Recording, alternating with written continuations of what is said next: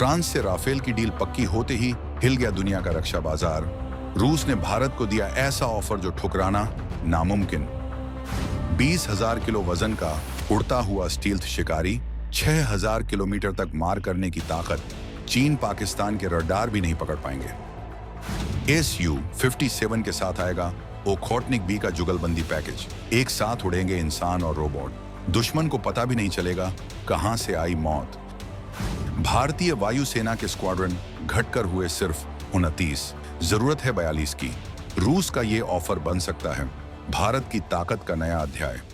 जब पूरी दुनिया की निगाहें भारत और फ्रांस के बीच हो रही 26 राफेल मरीन फाइटर जेट्स की ऐतिहासिक डील पर टिकी हुई थी, तब पर्दे के पीछे एक और तूफान उठने की तैयारी हो रही थी।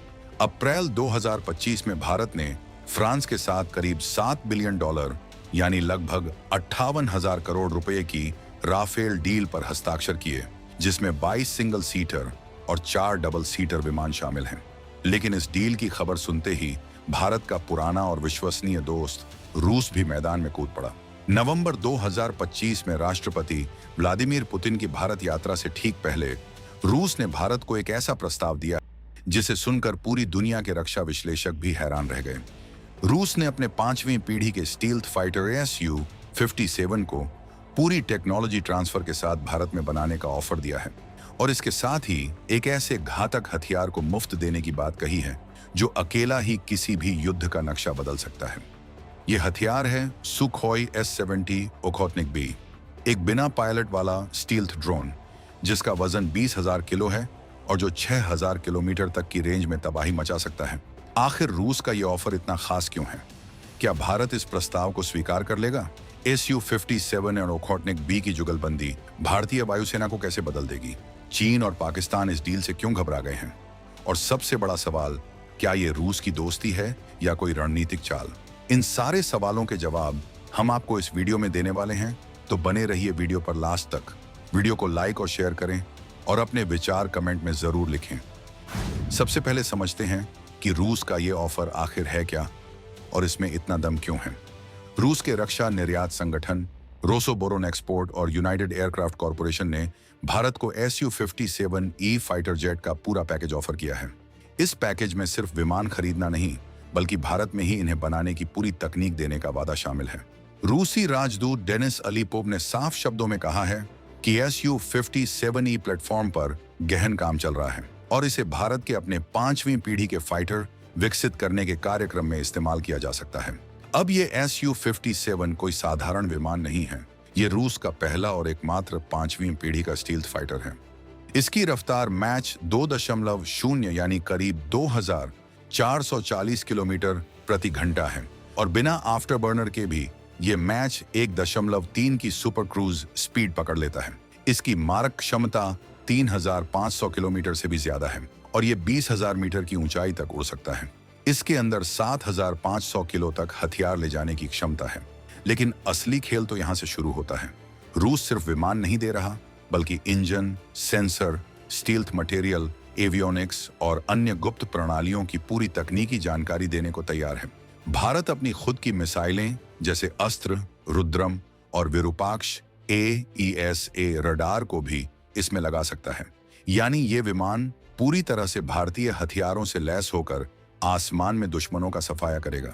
रूस ने यहां तक कहा है कि वो Su-57 का एक 2 सीटर संस्करण भी भारत के लिए खास तौर पर विकसित करने को तैयार है।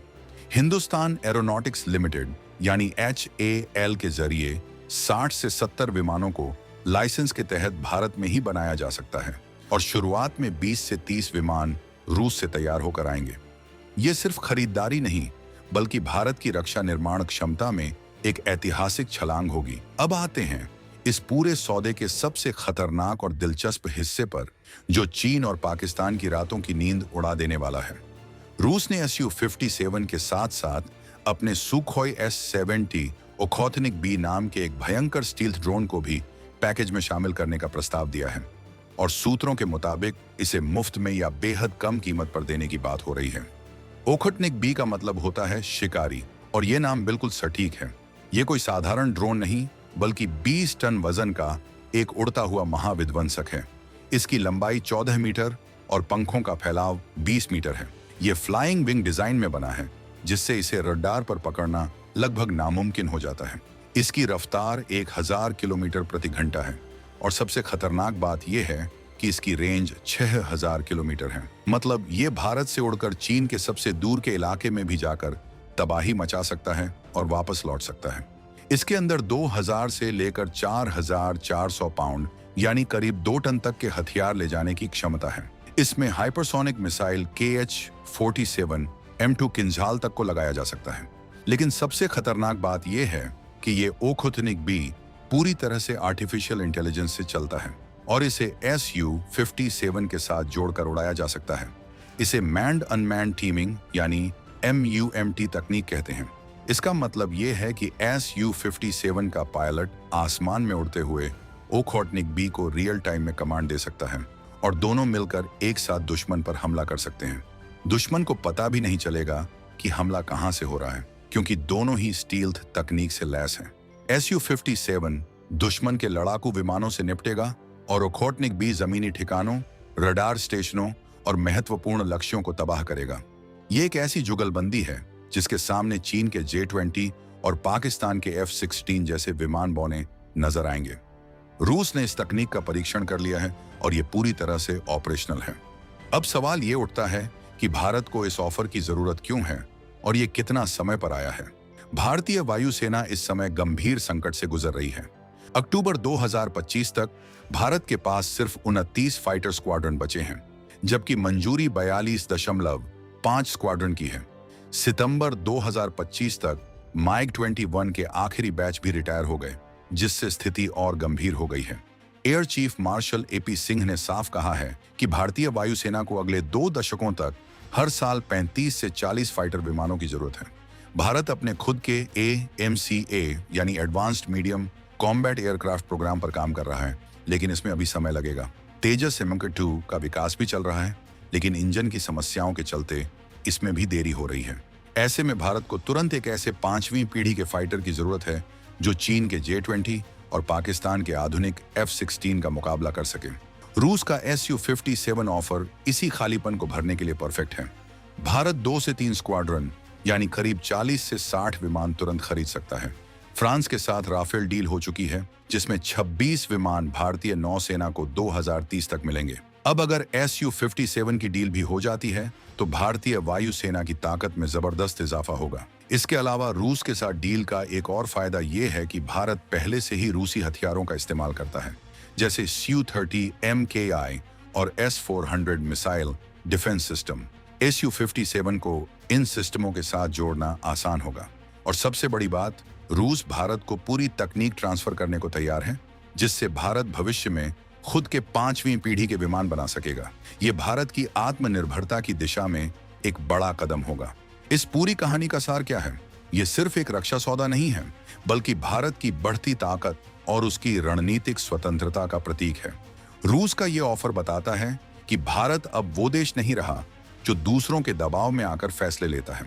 फ्रांस के साथ राफेल की डील हो तो रूस भी अपना सर्वश्रेष्ठ ऑफर लेकर आ जाता है। अमेरिका भी भारत को F-35 देने की बात कर रहा है, लेकिन रूस का Su-57 और ओखोटनिक बी का कॉम्बो पैकेज इनसे कहीं ज्यादा आकर्षक है, क्योंकि ये सिर्फ विमान नहीं बल्कि पूरी तकनीक और भारत में निर्माण की क्षमता देता है। चीन और पाकिस्तान जानते हैं कि अगर भारत के पास Su-57 और ओखोटनिक बी आ गए तो उनकी रक्षा व्यवस्था की धज्जियां उड़ जाएंगी।